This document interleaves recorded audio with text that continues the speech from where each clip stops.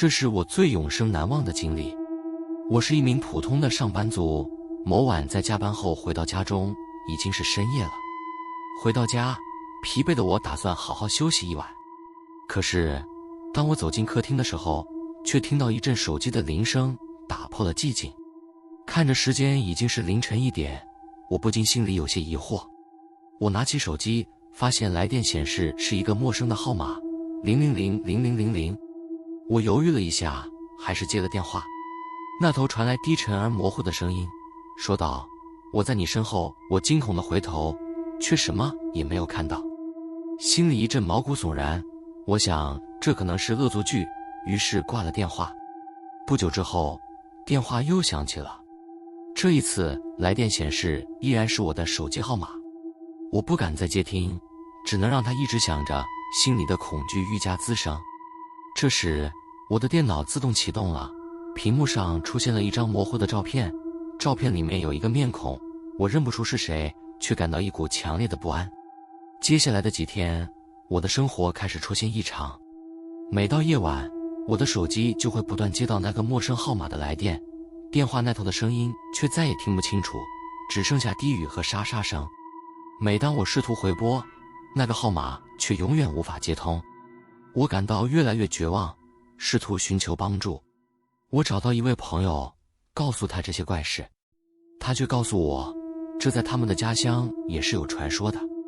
据说，午夜时分，某些灵魂会透过电话来到活人的世界，想要寻找能听见他们声音的人。每当电话铃声响起时，都是灵魂在向你求救。在一个夜晚，当我再次接到那个电话时，我鼓起勇气再次接通。电话那头的声音变得清晰，似乎是一个女孩的声音，她哀求我救她。那一刻，我的心像是被钳住了，瞬间失去力气。我知道，我再也无法逃避这个噩梦。在接下来的几天里，我在梦中经常看见那个模糊的女孩面孔，她的眼神中充满了哀伤，似乎在向我诉说着什么。直到最后一天，我做了一个梦，梦里她告诉我，你必须回到我死去的地方，才能结束这一切。第二天，我怀着不安的心情来到她死去的地方，据说那是一个废弃的医院。进入那阴森的医院，我感到一阵寒意刺骨，四周的墙壁布满了裂缝，地上是破碎的瓷砖和灰尘。我找到了她的灵魂所在的房间，正当我准备呼唤她的名字时，突然感到一阵强烈的风袭来，耳边传来她的呼喊声。我闭上眼睛，努力集中精神，心中默念她的名字。当我再次打开眼睛时，她的身影在我面前逐渐清晰。她微微一笑，告诉我谢谢，然后缓缓消失。随之而来的是我心中一种前所未有的释放感。从那以后，我的手机再也没有响起过。这段经历让我明白，某些灵魂需要的只是一个倾听者，而我成为了他的一道光。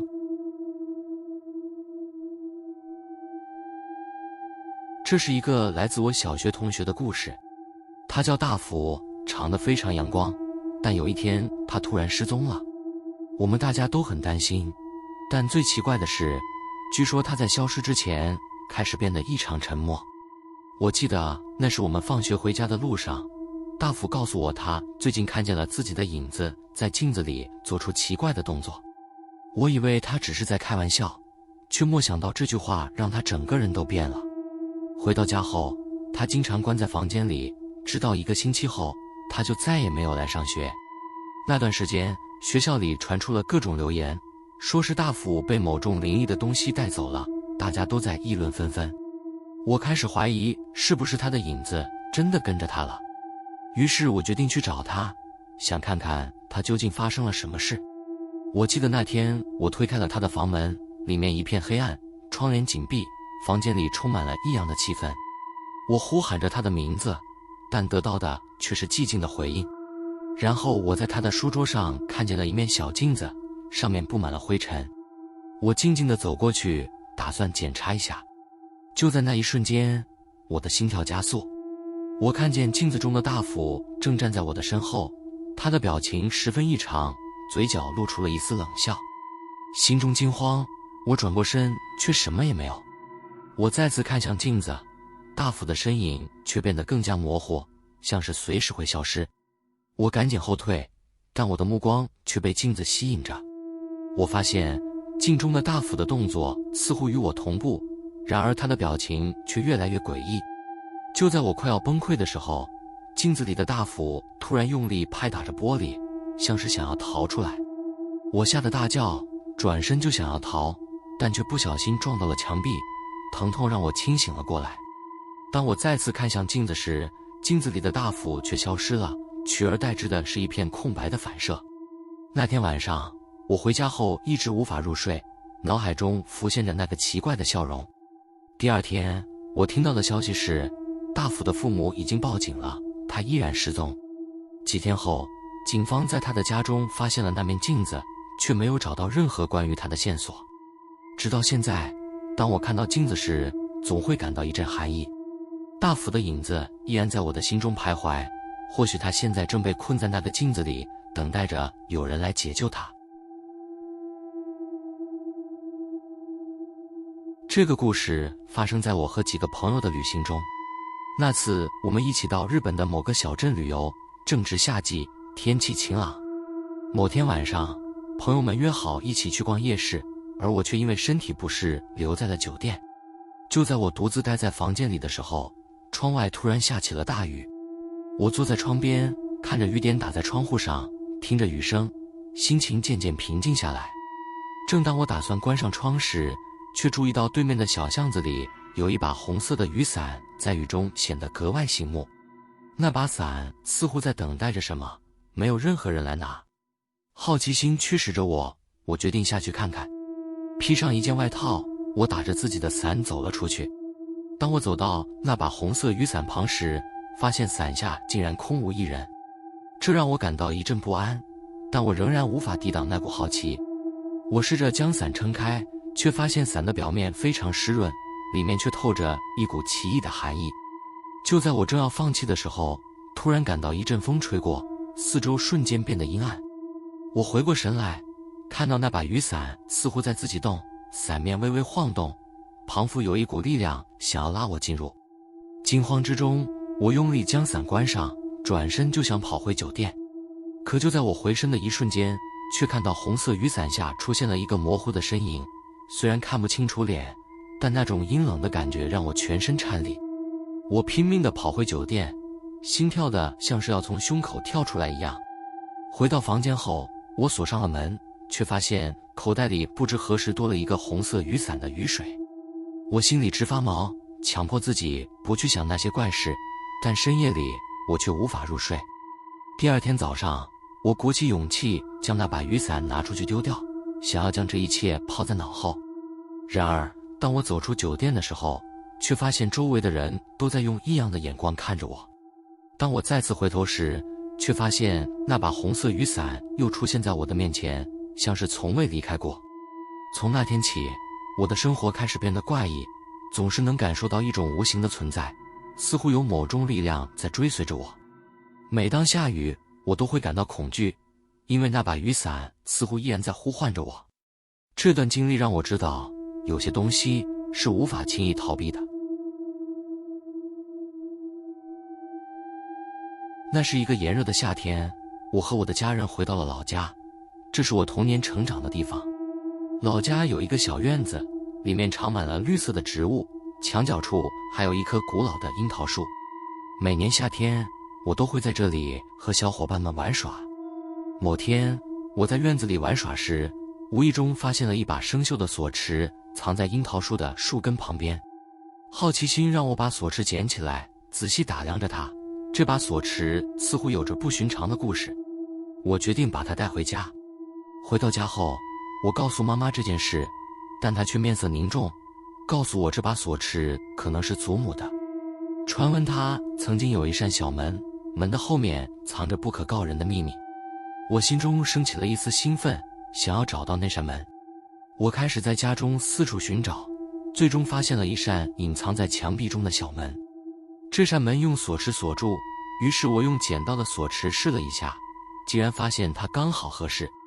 我慢慢地转动锁匙，随着咔嚓一声，门打开了。里面是一个狭小的空间，四周充满了厚厚的灰尘，地上布满了蜘蛛网。在这里，我发现了一本古老的日记，上面记录着我祖母年轻时的生活。日记里写到，她年轻时爱上了一个神秘的男人，他们的爱情因为家族的反对而破裂，最终她选择了隐退。随着我的阅读，日记中逐渐出现了一些怪异的事情。祖母提到她看到过那个男人的灵魂在夜里徘徊，她对他念念不忘，甚至在一个雨夜里与他进行了交流。我越看越感到不安，心里的恐惧与日俱增。就在我快要读完日记的时候，突然感觉到一阵阴风袭来，整个房间瞬间变得冰冷。我抬头发现墙上的阴影似乎变得越来越浓厚，像是有一个模糊的人影正在靠近。我吓得扔掉日记，猛然推开门逃出来，却发现那扇小门再也无法关上。接下来的几天，我的生活变得异常，总能感受到一种无形的目光注视着我。梦里，我经常看到那个男人的脸，表情悲伤，似乎在向我诉说着什么。经过几个晚上，我终于决定再次进入那个小房间，想要了解真相。当我再次打开那扇小门时，里面的空间却变得一片黑暗，仿佛我不再能进入那个世界。从那时起，我再也没有勇气去触碰那把锁匙，它一直静静地躺在我的抽屉里，提醒着我曾经的经历。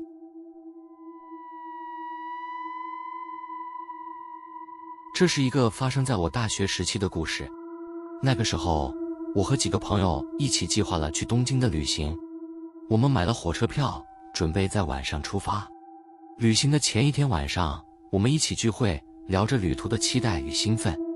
在前往车站的路上，我们遇到了一场突如其来的暴雨，雨下得很大，路上的水积得很深。到了车站，我们发现原本的列车已经延误，我们心里都有些不安，但还是决定等候。就在候车的时候，我们发现对面有一个小女孩独自坐在长椅上，神情恍惚。她穿着一身白色的衣服，长发遮住了她的脸。我们感到不安，因为这个小女孩的样子实在太奇怪了。我忍不住走过去问她是否需要帮助，却发现她根本不理会我，眼神一直望着前方的空洞。这时，我的朋友告诉我，这里流传着一个故事，说有一个小女孩在这个车站失踪，据说她一直在寻找她的父母。听到这话，我心里一阵毛骨悚然。随着时间的推移，车站里越来越冷清，雨也依然没有停止。我们的列车终于抵达，我们匆忙上了车。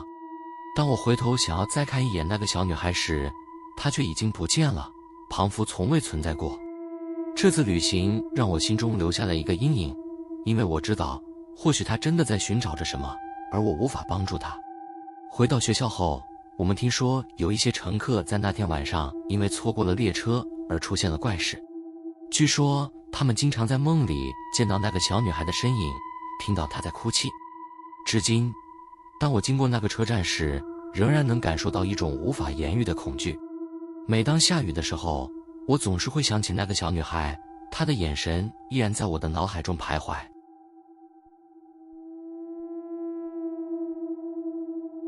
这是一个发生在我大学时期的故事。当时我和我的几个朋友计划了一次户外露营，选择了一个偏僻的山区，那里风景优美，然而夜晚的宁静却让人感到一丝不安。我们在山脚下找到一个适合的营地，开始搭起帐篷，生火做饭。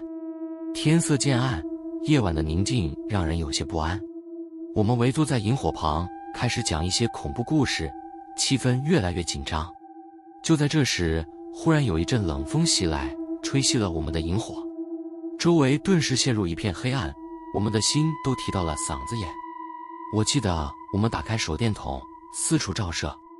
就在光束扫过一棵树时，我们看到了奇怪的轮廓，似乎有一个人影在树后隐约可见。大家都愣住了，没有人敢出声。我们默默对视，心中充满了恐惧。最后，一位勇敢的朋友提议我们去看看那是什么。我们小心翼翼地朝那个方向走去，每一步都显得异常艰难。当我们靠近树木时，却发现那个轮廓并不是一个人，而是一个破旧的玩偶，布满了灰尘，半埋在地上。我心中松了一口气，但还是觉得不对劲。这个玩偶的样子十分古怪，穿着一件破旧的白裙子，脸上画着诡异的微笑。就在我们打算离开的时候，背后传来一阵低语声，像是有人在呼喊我们的名字。我们惊恐地回头，但却什么也看不见。此时，我的心中升起一种不祥的预感，决定迅速回到营地。我们再次点燃了萤火，坐在一起，气氛紧绷。没有人再提起刚才的事情，大家都感到一阵莫名的不安。夜深了，周围变得更加静谧，我们相继进入了梦乡。半夜时分，我被一阵耳语声惊醒，耳边仿佛有人在叫我的名字。我慌忙打开手电筒，四处照射，却只看见一片漆黑。我在帐篷里感到十分不安，于是决定出去透透气。刚一踏出帐篷，却发现那个玩偶又回到了我们刚才见到的树旁。他的微笑变得更加诡异，像是在等待着我。我感到一阵恐惧，想要回去却无法动弹，仿佛被某种力量束缚住了。就在这时，我听见耳边传来低语声，变得越来越清晰，仿佛在对我说：“带我回去。”我惊慌失措，猛然转身就跑，拼命往回跑回帐篷。进入帐篷后，我将帐篷的拉链拉上，心中充满了绝望。第二天早上，我的朋友们醒来时，我告诉他们昨晚的经历，却发现他们都不相信我，认为我只是做了个噩梦。于是我们收拾行李，准备下山。当我们经过那棵树时，我不禁回头想看看那个玩偶，但却发现它已经不见了，仿佛从未存在过。这段经历让我明白，有时候黑暗中的轮廓可能隐藏着不可告人的秘密。至今，我再也不敢在夜里独自出门，因为我知道某些东西总是会在暗处等着你。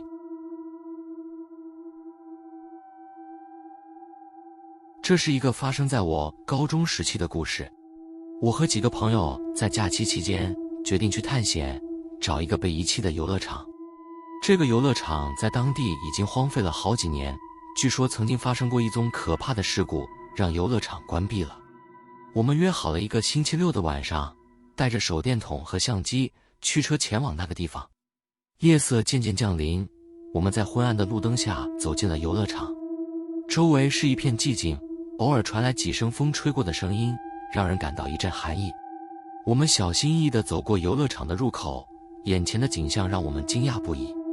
那些生锈的设施、破旧的游戏机，还有一些倒塌的建筑，仿佛都在诉说着这个地方的过去。我们用手电筒照亮四周，想要拍一些照片作为纪念。然而，随着我们深入游乐场，气氛却变得越来越诡异。那些游乐设施仿佛有着生命，时不时发出些怪声。我们的心中不禁感到一阵不安，却又无法抵抗好奇心的驱使，继续向里面走去。在一个废弃的旋转木马旁，我们听到了微弱的笑声。那声音让我们惊讶，因为这里除了我们之外，根本不应该有人。我们紧张地对视，然后鼓起勇气向声音的方向走去。我们沿着旋转木马走去，发现里面有一个空荡荡的座椅，像是有人刚刚坐过。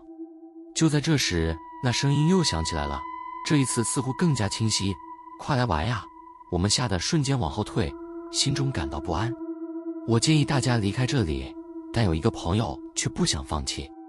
他说他想拍摄那个旋转木马，于是我们只好留下来。就在他准备拍摄的时候，旋转木马却突然自己转了起来，发出阵阵嘶哑的声音，仿佛在欢迎着什么。我和其他朋友吓得四处逃窜，却发现大门已经关闭。我们拼命尝试打开门，但那扇门就像被某种力量锁住了，无法打开。这时，我们听到了更加清晰的笑声，伴随着孩子们的尖叫声，仿佛有无数个小孩在这个游乐场里玩耍。就在这混乱的时刻，我突然看见一个模糊的身影在远处飘过。那个身影穿着一身白色的裙子，长发披肩，仿佛是一个小女孩。我心中一阵不安，想要呼喊，却发不出声音。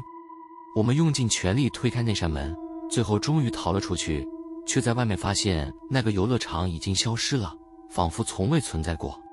我们一行人心有余悸地回到家中，从此再也不敢提起那个游乐场的事情。这段经历让我明白，有些地方永远是无法解释的，尤其是那些被遗忘的地方，它们背后可能隐藏着不为人知的秘密。每当回想起那晚的经历，我总是忍不住打寒战。这是我一位同事的故事，他叫玉树。我们在办公室共事了多年，某天他告诉我他最近发生的怪事。玉树说他总是能在晚上听到耳边传来低语声，这些声音让他越来越不安。他开始尝试找出声音的来源，但每当他仔细聆听时，却又什么都听不见。起初他以为是工作压力造成的幻听，但后来情况却越来越严重，甚至影响到了他的睡眠和情绪。有一天晚上，他在家里独自工作，当他在电脑前专心做事时，耳边再次传来低语声，这次的声音更加清晰，像是在叫他的名字。玉树惊恐地回过神来，四周却空无一人，唯有寂静的房间让他感到一阵恐惧。随着时间的推移，玉树越来越疲惫，神情也变得焦躁。他决定向一位朋友寻求帮助，那位朋友告诉他，这可能是某种灵魂想要与他沟通，建议他去寻找灵媒来进行一次灵魂的对话。在朋友的建议下，玉树约了灵媒来到他家。灵媒进入房间后，闭上眼睛，开始低声念着咒语。随着他的声音变得越来越清晰，玉树感觉到周围的空气似乎变得沉重。灵媒告诉玉树，他感受到了一个灵魂在他的身边，这个灵魂一直在试图与他沟通。玉树心中震惊，想要了解更多。他问灵媒那个灵魂是谁，灵媒却告诉他，这个灵魂有着未了的心愿。玉树开始回忆，他在某个周末的夜晚曾经在公园遇到过一位失踪的小女孩。那时他看到她坐在秋千上，脸上露出孤独的神情，却因为忙着和朋友玩耍而没有上前询问。后来他才知道，这个小女孩在那个公园里失踪了，至今未被找到。玉树意识到，或许就是这个小女孩一直在找他。于是他决定回到那个公园，想要为小女孩寻找一些答案。他在公园里走了一圈，努力寻找那个秋千，但却发现一切都变了样。当他再次坐在秋千上，耳边传来低语声，那声音似乎在告诉他，谢谢你来找我。玉树心中一阵感动，心里充满了懊悔。于是他决定为小女孩点上蜡烛，祈祷她能够得到安息。从那天起，玉树的耳边再也没有低语声，他知道小女孩终于得到了释放。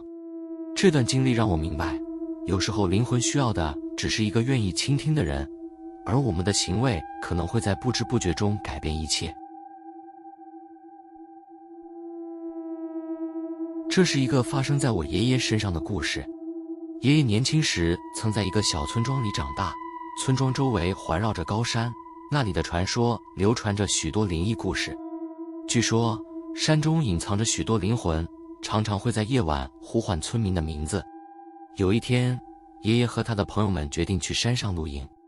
夜晚来临时，他们围坐在萤火旁，讲着各自的故事。就在这时，耳边传来一阵低语声，像是有人在呼喊他们的名字。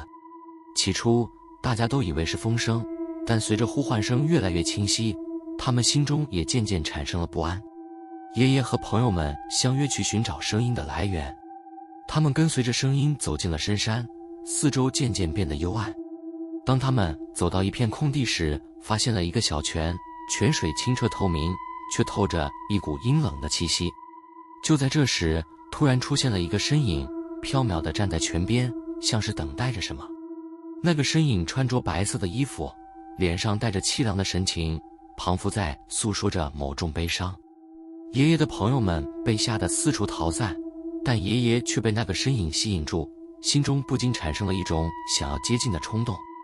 他慢慢走近那个身影，试图与他对话，但却发现他的嘴唇在不停地蠕动，却发不出声音。就在他要伸出手的瞬间，身影却瞬间消失在了空中，只留下了那清澈的泉水。爷爷感到一阵失落，心中不禁问道：你是谁？当他回到营地后，朋友们仍然在惊慌失措。爷爷告诉他们自己看到的情景，但大家却都不相信。回到村庄后，爷爷再也无法忘记那个身影，心中充满了疑问。多年后的某一天，爷爷得知村庄附近的山上发生了一起意外，据说有一位少女在那个小泉边失足溺水而亡。听到这个消息后，爷爷才明白那个身影的来历。他的灵魂一直在那里徘徊，等待着人来为他解开过去的悲伤。这段经历让我明白，山中隐藏着许多未解的灵魂故事，或许他们只是在寻找一个能够理解他们的人。而我爷爷的故事也提醒着我们要珍惜生命中的每一刻，因为有些灵魂将永远无法得到解脱。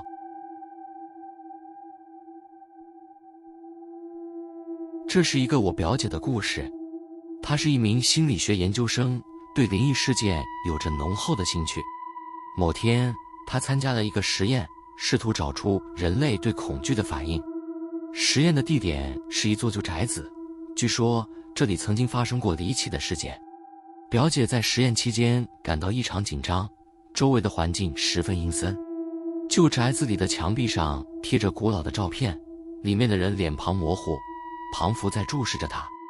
她的同学们在各自的房间里进行实验，表姐独自待在一间小房间里，手中握着一个录音笔，准备进行录音。